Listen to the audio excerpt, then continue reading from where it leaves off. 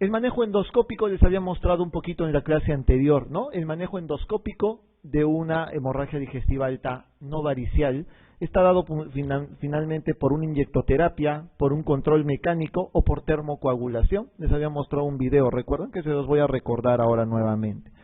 Los pacientes con control mecánico se puede hacer con endoligaduras o clips o con la termocoagulación de varias formas, ¿no? Con argón plasma, con láser o con probeta caliente. En el examen no les preguntan mucho esto. Básicamente lo que tienen que tener claro para el examen es que se debe utilizar doble terapia siempre. No se utiliza solo inyectoterapia porque tiene tasas de resangrado altas. Se utiliza inyectoterapia más termocoagulación, cualquiera de ustedes, cualquiera de estas de acá, ¿de acuerdo? Entonces siempre es una terapia doble. O se puede utilizar inyectoterapia más control mecánico, más clips o bandas generalmente, ¿de acuerdo? Siempre es una terapia doble. Eso es lo que tienen que tener claro en el examen. Esta es una aguja de inyectoterapia que entra por el endoscopio, ¿no? Este es el capuchón. Ahorita les voy a mostrar cómo funciona. Esta es una úlcera, ¿no? Acá tienen la úlcera con un vaso visible.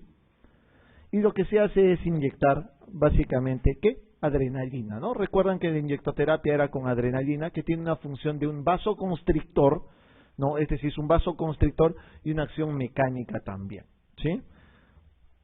No se olviden que la inyectoterapia sola produce un resangrado hasta del 55%. Por eso debe juntarse o hacerse junto con otro método mecánico de termocoagulación más, ¿no? Generalmente lo que nosotros utilizamos es adrenalina. Esta inyectoterapia con polidocanol se utiliza para varices. En un momento les voy a mostrar.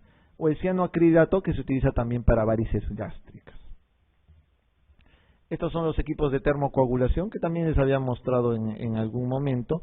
Y esto es lo que se hace como método de termocoagulación. Esto que van a ver es la llamada probeta caliente. Tienen acá una lesión ulcerada, ¿no? Una úlcera con el vasito desgarrado acá y se produce sangrado activo. Una vez que han colocado su adrenalina en sus 4 cuadrantes, lo que se hace es colocar una probeta que ejerce calor. Se produce una presión sobre el vaso sanguíneo, se ejerce un calor tan fuerte que se coagula y se produce una hemostasia del vaso finalmente, ¿no? Eso es una termocoagulación con probeta caliente. Este es el clip que también les he mostrado en el video, les voy a mostrar el video nuevamente ahora. Son clips metálicos, ¿no? ¿Cómo funciona? Tienen, por ejemplo, esta úlcera duodenal con un sangrado bien activo, ¿no? ¿Qué úlcera, qué forres es? ¿Qué forres era este? Forres 1A, ¿no es cierto? Porque es un sangrado activo en chorro. Entonces, se coloca la adrenalina en los 4 cuadrantes y finalmente se coloca el clip sobre la lesión ulcerada y se deja mordido eso. Y eso es una hemostasia, ¿no? Esa es la otra forma de hacer el tratamiento. Y esto es lo que les quería mostrar.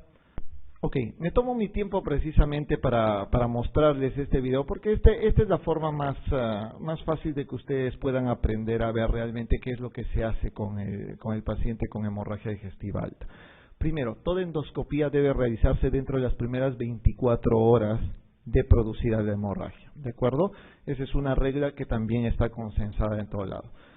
Se necesitan 24 horas aproximadamente. Pueden ustedes hacerlo a las 12, a las 2, a las 14, pero no deben de exceder de 24 horas. Ok, acá van a ver, por ejemplo, la úlcera, ¿no? Tienen esta lesión ulcerada acá. ¿Esta úlcera qué forre será? ¿Recuerdan? Es una úlcera con un vaso visible, ¿no es cierto? No tiene sangrado activo. ¿Qué úlcera es? Forres 2A, ¿no? Es un Forres 2A. Entonces van a ver ahí que existe la fibrina y tienen el vasito obviamente que está visible. Lo primero que deben de hacer, ya saben, es método de inyectoterapia, ¿no es cierto? Existen 3 formas de hacer entonces el método. Método de inyección, método térmico o se pueden hacer las terapias mecánicas, ¿no? Son las 3 formas de hacer. Esta es la forma como se inyecta normalmente la adrenalina. Colocarlo siempre en los 4 cuadrantes, ¿no? En los 4 cuadrantes alrededor del vasito. Funciones que tiene la adrenalina en este caso: 1, vasoconstricción de este vasito de acá. Y 2, al inyectar ustedes y ejercer presión en los 4 cuadrantes, ejercen una acción mecánica también sobre el vaso, ¿no? Una hemostasia de tipo mecánica. Esa es la función que tiene la adrenalina, ¿sí? Esa es la función entonces que tiene la adrenalina en estos pacientitos. Entonces, eso es lo primero que se debe hacer pero recuerden que nunca se debe hacer una inyectoterapia sola porque la tasa de resangrado suele ser de casi 50%. Luego se coloca un método térmico, por ejemplo. En este caso lo que se hace es una probeta caliente, ¿no? Se ejerce presión nuevamente sobre el vasito, ¿no? Hay no solo presión, sino también calor, y eso lo que hace es termocoagular la lesión, ¿no? Al ejercer la presión tan marcada junto con el calor, se produce la hemostasia adecuada de esa zona, ¿no? Y eso es como usualmente suele quedar. Usualmente a veces es mucho más grande, ¿no? La probeta a veces es un poquito más grande y puede tener presión, más campo, digamos, sobre la lesión ulcerada. O finalmente se puede hacer lo que es el método mecánico. Y en el método mecánico se utilizan los clips. Y el clip lo que hace es morder o hacer hemostasia directa sobre el vaso sanguíneo lesionado, ¿sí? O sobre la úlcera lesionada en este caso, ¿no? ¿Acá bien? ¿No? Ese clip mecánico como queda. Normalmente este clip no queda para siempre. Una vez pasa aproximadamente una semana y ese clip cae y es eliminado posteriormente en las deposiciones. Mientras eso, la úlcera ya empieza a cerrarse básicamente y ya no hay ningún problema, ¿no? Entonces esos son los métodos que se utilizan para manejo de hemorragia digestiva alta no varicial, ¿ya? Para que no lo olviden, por favor.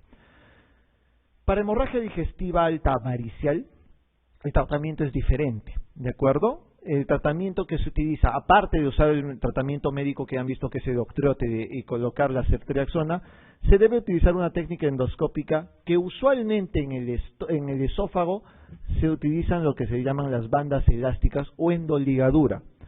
Lo que ven acá es el endoscopio con este capuchón que contiene varias ligas, que son generalmente 6 ligas elásticas. No pueden ser 6, 7 dependiendo de la empresa que lo haga, ¿no?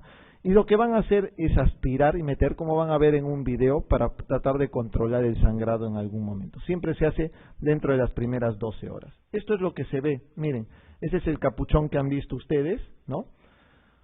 Obviamente en vivo es mucho más diferente. Ven las varices tan grandes, bien gorditas, ¿no? Esas varices están bien tensas en ese momento, ¿no? Esa es la causa de la hemorragia digestiva. Y van a ver qué cosa es lo que se hace. Se va a aspirar, ¿no? Con el endoscopio dentro de este capuchón y se va a soltar la liga. Se suelta la liga con un método mecánico que tenemos en el mando. Se aspira y se suelta la liga, ¿ven? Y quedó prácticamente mordida la zona la zona de sangrado en sí. ¿Cuántas ligas se puede colocar? Todas las ligas que puedas utilizar hasta terminar de hacer la hemostasia. Generalmente se utilizan las 6 ligas en alguno de los casos, ¿no? Pero eso es lo que se ve, ¿ven? Nuevamente para que ustedes puedan apreciar. Ven la varice, se aspira y se suelta la liga. Y una vez que se suelta la liga, queda la hemostasia de la zona en sí. Esa liga se cae, claro, esa liga cae y cae junto con la escara de la necrosis producida, pero ya en la base, como se ha producido una hemostasia tan fuerte, queda simplemente fibrina limpia. ¿Puede producir sangrado post caída de la banda? Sí, puede haber sangrado post caída de la banda elástica. Esa es una de las complicaciones que puede haber. Esto de acá es lo que se llama escleroterapia. Para varices esofágicas también puede hacerse escleroterapia. Y se utiliza el mismo esclerosante que utilizan los cirujanos cardiovasculares para las varices de los miembros inferiores, por ejemplo. Se utiliza polidocanol. Y el polidocanol se puede colocar así, en intravaricial o alrededor. Lo que hacen es esclerosar con lo cual se prefiere las bandas elásticas, ¿no? Es mucho más fácil de realizar. Acá en varices gástricas no se utiliza polidocanol, sino se utiliza un compuesto o una sustancia que se llama cianoacrilato, ¿ya? El cianoacrilato. ¿Qué es el cianoacrilato? Es una sustancia polímera. ¿Qué significa eso? Es un líquido que al contacto con el agua o con la sangre se solidifica, ¿ya? Se solidifica inmediatamente. Eso es un polímero, se polimeriza. Entonces, en un sangrado varicial gástrico, miren, por ejemplo, como esto no se puede ligar generalmente porque son muy grandes, acá se ve el sangrado activo de la varice gástrica. Lo que se inyecta es el cianoacrilato, y el cianoacrilato en el contacto con la sangre simplemente se polimeriza y queda la hemostasia dada principalmente por esa sustancia polímera. Eso es lo que suele hacerse en una hemorragia digestiva varicial, ¿no? La inyectoterapia que ya han visto previamente. Y hay algo que también se puede utilizar y no les había mostrado en un momento, pero les he mostrado lo que es el método de termocoagulación para los vasos sanguíneos. ¿Han visto lo que es el argón plasma alguna vez? Han escuchado seguramente que se utiliza argón para algunos vasos. Esto que ustedes ven acá es una lesión vascular conocida como angiodisplasia, ¿ya? Esa es una angiodisplasia, es una lesión vascular, generalmente una malformación arteriovenosa, que tiene una forma estrellada, que generalmente son pequeñitas y son muy sangrantes, son causa muy frecuente también de hemorragia digestiva. ¿Acá qué cosa harían? ¿Inyectar? No se puede inyectar. ¿Pondrían termocoagulación? Claro, se hace termocoagulación. ¿Pueden ponerle probeta? Sí, pero lo que se va a hacer en este caso es colocar el argón plasma, y eso es lo que van a ver acá, ¿no? Miren, esa es una cánula que dispara argón, que es un gas noble que ya conocen ustedes, y lo que van a hacer es disparar y cauterizar sobre la zona, sobre la angiodisplasia. ¿Ven lo sangrante que es? Es bien sangrante porque es una malformación arteriovenosa y se quema la zona, ¿no? Listo. Una vez quemada, se acabó el problema. Esa es una termocoagulación con argón plasma, ¿ya? Y eso se hace generalmente para las angiodisplasias, ¿sí? Esto que ustedes ven acá es una lesión poco habitual, ¿no? Esta es una lesión llamada lesión de Delafoy o úlcera de Delafoy, que tiene una ubicación, en este caso, en la parte duodenal. Es un vaso sanguíneo, pero que alrededor no hay úlcera generalmente. Es una malformación arterial, ¿no? Y acá en este paciente, por ejemplo, este es un paciente que tuvimos nosotros hace unos años cuando yo estaba de residente. Miren, se ve el vaso sanguíneo, ¿no es cierto? Este paciente tiene 18 años, venía por hematemesis recontramarcadas con inestabilidad hemodinámica, y este es el vaso sanguíneo que se ve de aproximadamente unos 4 o 5 milímetros. Y acá lo que vamos a hacer es en el orden que ustedes han visto, ¿no? Lo que se hace primero es una inyectoterapia con adrenalina, ¿no? La zona, la ubicación de esta lesión de Delafoy no es una ubicación muy habitual. Usualmente la lesión de Delafoy es gástrica y esta está ubicada en el duodeno, ya, esta está en el duodeno. Entonces, eso puede pasar, hay malformaciones de ese tipo. Entonces, la ubicación es bien difícil. Lo que se ha hecho acá es colocar adrenalina alrededor del vaso sanguíneo para producir la hemostasia, ¿no? Ahí está, se está colocando en los 4 cuadrantes, tal como ustedes pueden apreciar. ¿Y qué vamos a hacer con esa? ¿Qué cosa harían con esa lesión? Normalmente podríamos poner argón, pero como es un vaso grande puede sangrar muchísimo. Entonces acá lo que hicimos fue colocar una banda elástica, hacer algo diferente de lo normal. Pero miren lo que empezó a pasar cuando intentamos colocar la banda elástica. Empezó a sangrar abundantemente, ¿ya? Entonces, aquí obviamente, aparte de la taquicardia que no era del paciente sino la nuestra, lo que se hace es tratar de ver a ciegas y tratar de ligar esto a ciegas. Y miren cómo está sangrando, sangra abundantemente, tanto así que no se puede ver ni la lesión en algún momento. Entonces, para mantener la calma, evaluar bien dónde estaba la lesión, lo que vamos a hacer ahí es tratar de aspirar y soltar una banda sobre esa lesión, ¿no? Ahí vamos a ver, estamos calculando que está más o menos por acá, no entraba en algún momento la zona. El paciente sigue sangrado, obviamente, es muy abundante, y acá una vez que se mete se suelta la liga, ¿no? Retomando entonces un poco lo que habían visto previamente, lo que se hizo fue ligar, ¿no? Se hizo la ligadura de esa lesión, y van a ver el resultado posterior a esto. Lo primero es ver que se detiene el sangrado, ya no ven el sangrado tan activo, y prácticamente esa ligadura lo hicimos a ciegas.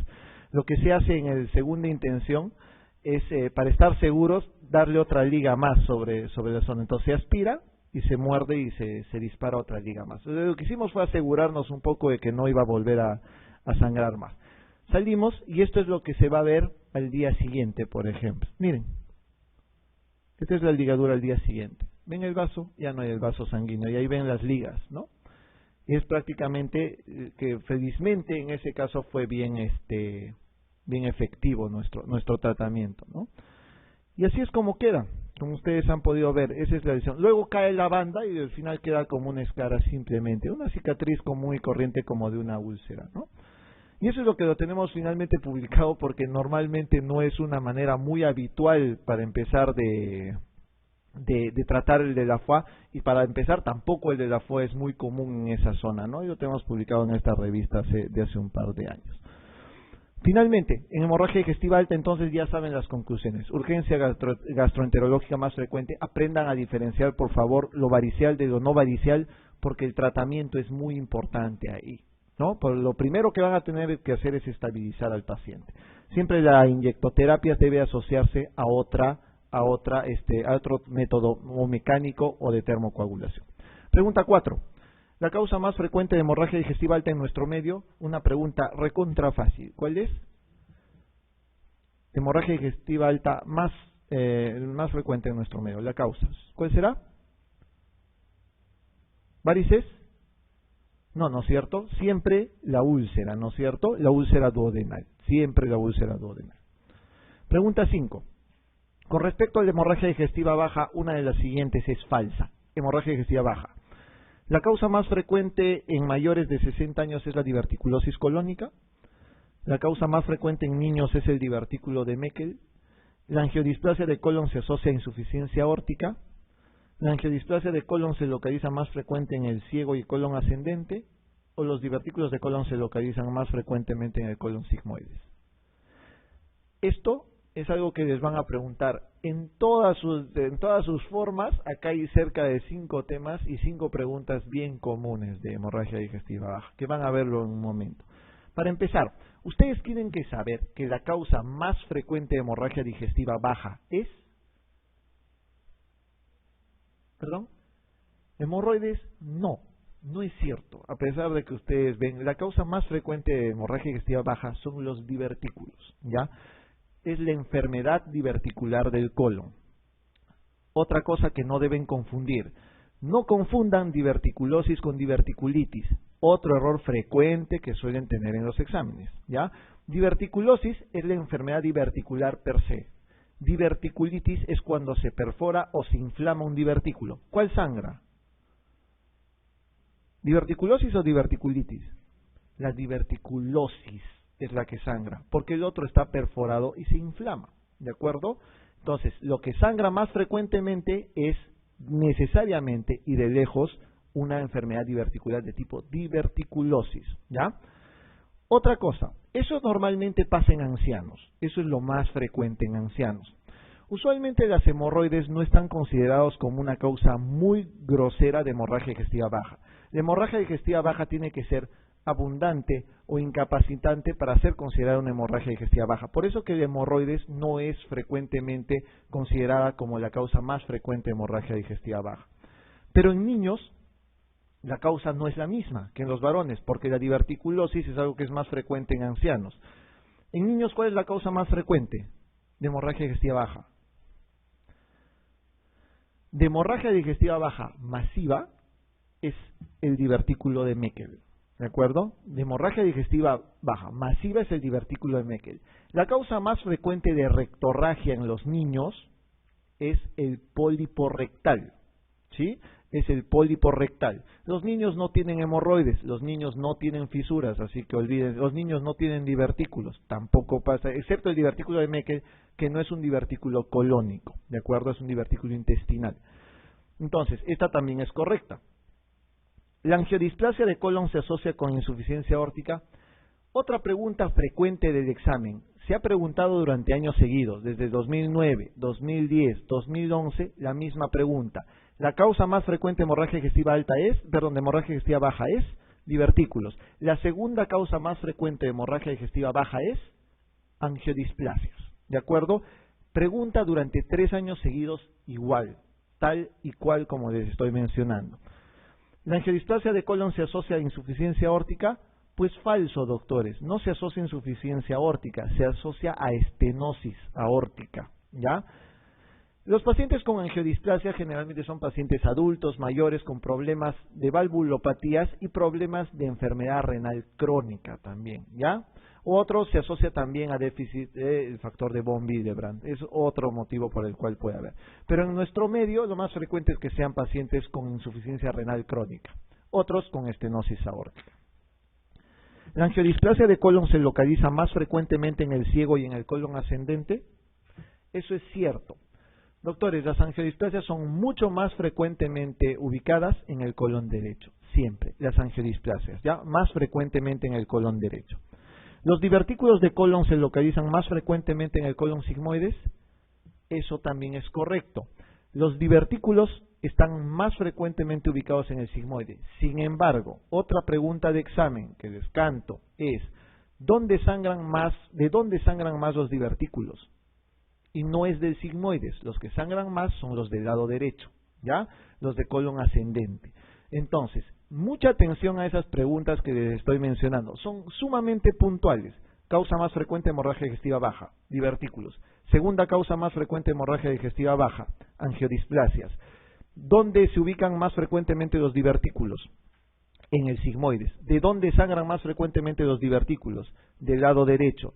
¿De dónde son más frecuentemente las angiodisplasias? En el lado derecho. ¿De acuerdo? Eso es lo que deben ser. ¿Cuál es la causa más frecuente de hemorragia digestiva baja en niños? Divertículo de Meckel. ¿Sí?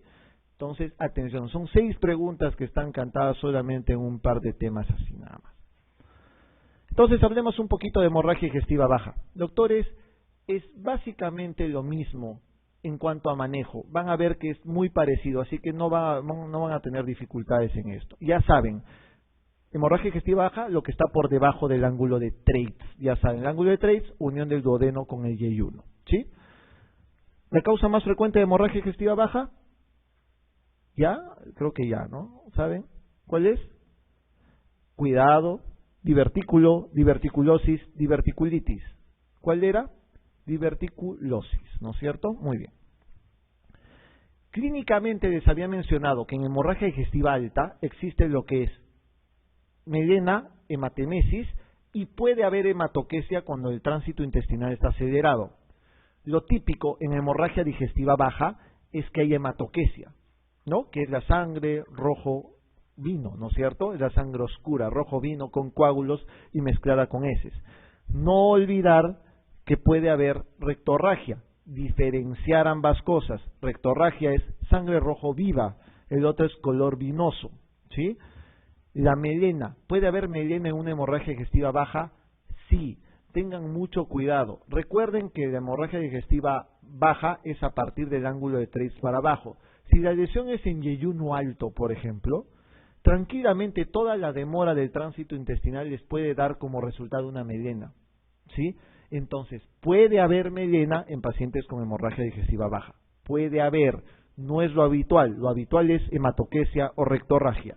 Igual que en hemorragia digestiva alta, lo habitual es melena y hematemesis, pero puede haber hematoquesia también, puede haber hematoquesia. Nuevamente, entonces, causa más frecuente, enfermedad diverticular del colon, ¿sí?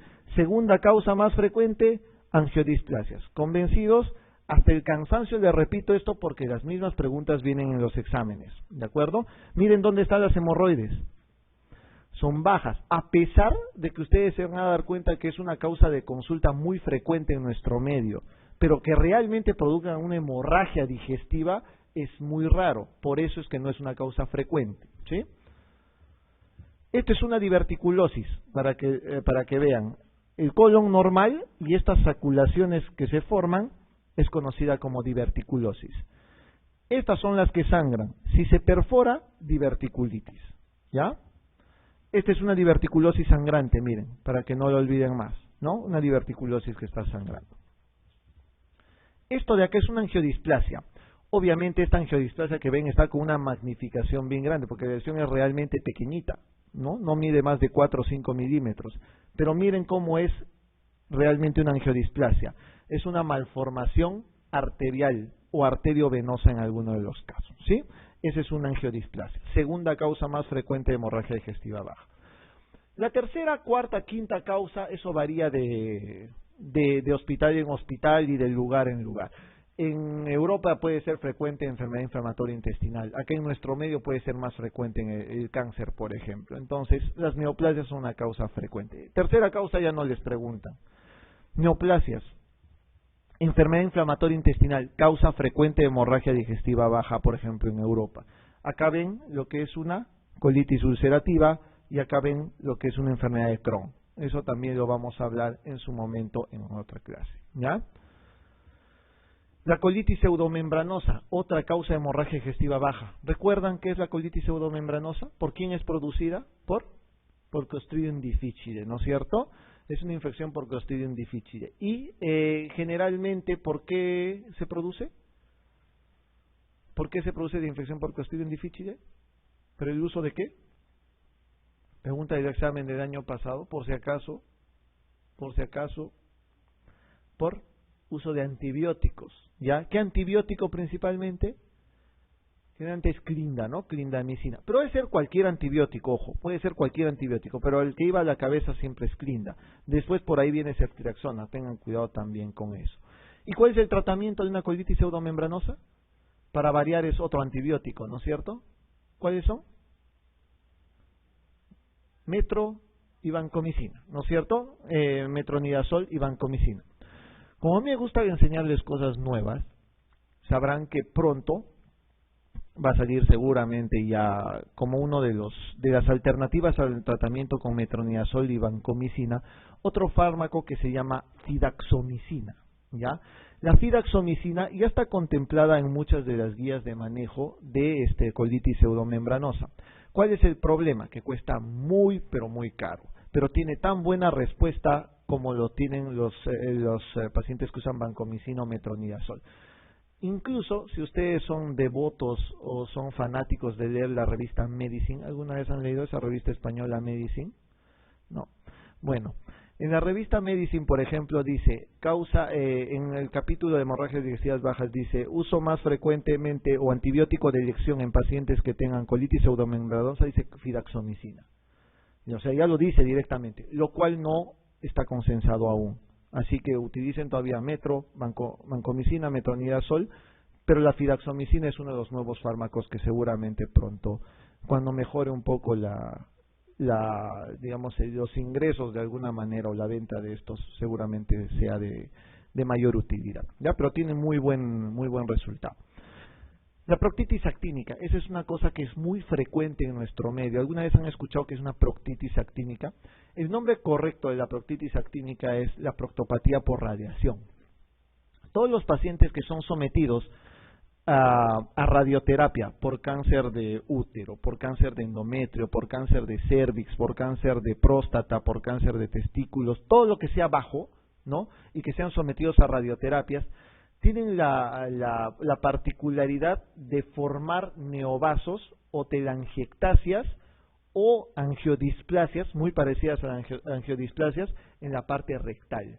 Pero así como han visto uno solo, ¿no? en las diapositivas anteriores, acá se forman muchísimas lesiones vasculares de ese tipo.